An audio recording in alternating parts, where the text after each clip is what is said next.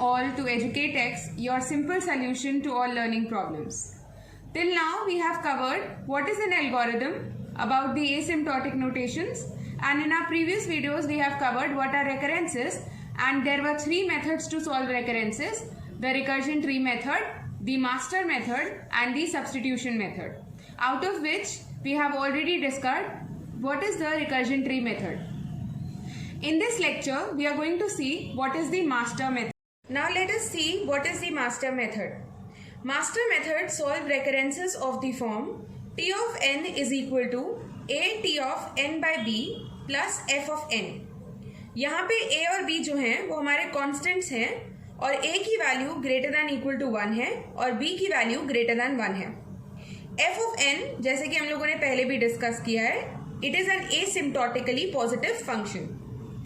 Master method को solve करने के लिए हमारे तीन कंडीशंस हैं and we have to keep those three conditions in mind while solving the questions. The first condition is if f of n is equal to big O of n to the power log a by b minus epsilon for some constant epsilon greater than 0, then the time complexity that is t of n is equal to theta of n to the power log a by b. इसको हम और अच्छे तरीके से question के through समझते हैं. हमारे पास क्वेश्चन है t of n is equal to 4t n by 2 plus n. Now, अगर हम इस क्वेश्चन को ध्यान से देखें and we see what is the function over here, so we know that by definition t of n is equal to a t n by b plus f of n. अगर हम इस equation को और इस equation को compare करें तो हमें पता है कि a की वैल्यू है 4, b की वैल्यू है 2 और f of n की वैल्यू है n. Now what we need to calculate is n to the power log a base b. हमें ये चीज को कैलकुलेट करना है हर क्वेश्चन में, ठीक है. तो इसको जब हम कैलकुलेट करेंगे तो हमारे पास क्या आएगा, n to the power log 4 base 2. अब log बड़ा है तो हमें ये चीज पता है कि हम इसको लिख सकते हैं n to the power log 2 to the power 2 base 2.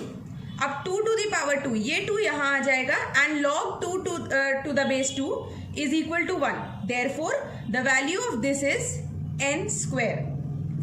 Now next step क्या है कि हमें इस फंक्शन के इक्वेशन में ये वैल्यू सब्स्टिट्यूट करनी है. हमें पता है f of n की वैल्यू है n और हमें ये चीज पता है कि n to the power log a base b की वैल्यू कितनी आई, n स्क्वायर. अब अगर हम इस इक्वेशन में इसको पुट करेंगे तो हमें ये चीज बहुत क्लियरली समझ में आ रही है कि f of n is equal to big O of n to the power log a base b की वैल्यू कितनी आ रही है, n स्क्वायर. अब हमें ये चीज पता है कि n is equal to n square तभी होगा जब इस पावर में से एक चीज सब्ट्रैक्ट होगी, है ना. मतलब यहाँ पे एप्सिलॉन की वैल्यू कितनी आ रही है, 1 आ रही है. तो अगर ऐसा कोई इक्वेशन है या ऐसा आ रहा है ये चीज कि यहाँ पे सब्ट्रैक्ट करने पे ये फंक्शन जो है f of n की वैल्यू के बराबर हो जाए तो हम लोग कंडीशन 1 अप्लाई करेंगे. अब क्योंकि ये वैलिड है तो हम लोग इसका रिजल्ट देखेंगे. यहाँ पे टाइम कॉम्प्लेक्सिटी की वैल्यू कितनी है, theta of n to the power log a base b. तो फाइनल आंसर हमारा क्या हो जाएगा कि t of n is equal to theta और n to the power log a base b की वैल्यू कितनी आ रही है हमारी, n स्क्वायर. तो आंसर फाइनल हो गया हमारा theta of n square. Now the second condition is if f of n is equal to theta of n to the power log a base b, then the time complexity t of n is equal to theta of n to the power log a base b into log n. Now, अब हम इसको भी बहुत अच्छे से समझेंगे with the help of the question. पहले वाला ही क्वेश्चन रेफर करें, t of n is equal to 4t n by 2 plus बस यहाँ पे f of n की वैल्यू हमने चेंज करी, दैट इज n स्क्वायर, ठीक है. अब सेम अगर हम मास्टर मेथड की definition that is t of n is equal to a t of n by b plus f of n में सब्सटीट्यूट करें इस पूरे फंक्शन को तो हमें पता है कि a की वैल्यू कितनी आ रही है 4, b की वैल्यू कितनी आ रही है 2 और f of n की वैल्यू कितनी आ रही है n square. Now what we need to calculate is n to the power log a base b, and if we calculate this we get the value of n to the power log a base b as n square. ठीक है, अब इस n square को हमें किससे compare करना है? f of n से. यहाँ पे हमें क्लियरली पता चल रहा है कि f of n की वैल्यू t of n के बराबर आ रही है ना. That is why what we need to calculate is, since n square is equal to n square, so we will apply the second condition. ठीक है, second condition से हमें पता है कि टाइम कॉम्प्लेक्सिटी कितनी है, theta of n to the power log a base b. n to the power log a base b की वैल्यू कितनी है? n स्क्वायर, और इनटू लॉग n है तो log n that is this. So the final answer is t of n is equal to theta into n square log n. Now the third condition is if f of n is equal to omega of n to the power log a base b plus epsilon for some constant epsilon greater than 0, and if af of n by b is less than or equal to c of f of n for some constant c less than 1 and all sufficiently large n, then the time complexity t of n is equal to theta of f of n. Now you must be wondering what is af to the value n by b less than equal to c of f of n. This over here is the regularity condition.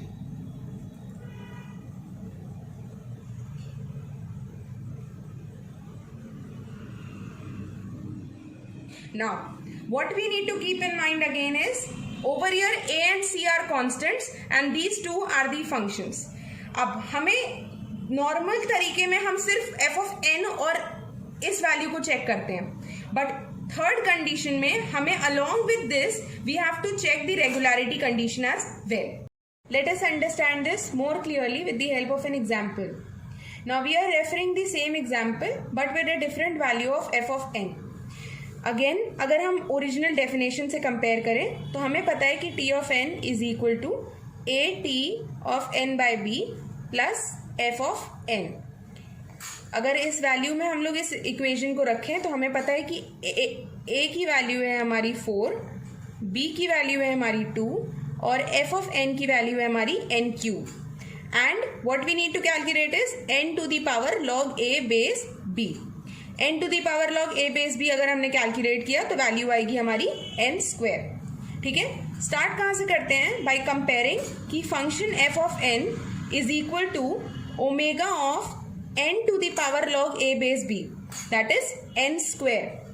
हमें ये चीज पता है कि n cube is equal to n square तभी possible होगा जब हमने इस 2 में एक वैल्यू ऐड करनी है. ठीक है, तो हमें पता है कि अगर n cube is equal to n square plus 1 will be only equal when the value of the epsilon is equal to 1 over here.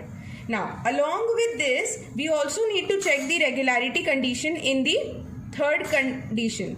So the regularity condition we have mentioned before is af of n by b less than equal to c of f of n. अगर हम इस equation में ये value substitute करें तो हमें पता है कि we'll get the regularity condition as 4 of n by 2 to the power 3 is less than equal to c of n cube. Now when we are going to solve this, what are we going to get? 4 of n cube by 8 less than equal to cn cube. Fine, 4 ones are 4 twos are, that is n cube by 2 is less than equal to cn cube. So we get the value of c as 1 by 2. Therefore now we got the value of c as 1 by 2 and we know that the function of f of n is equal to omega of n square plus 1. So therefore the time complexity over here will be theta of n cube, that is theta of f of n. This is the final answer. If you do like our video, please do like, share and subscribe and comment down below. Your support means a lot to us. Thank you.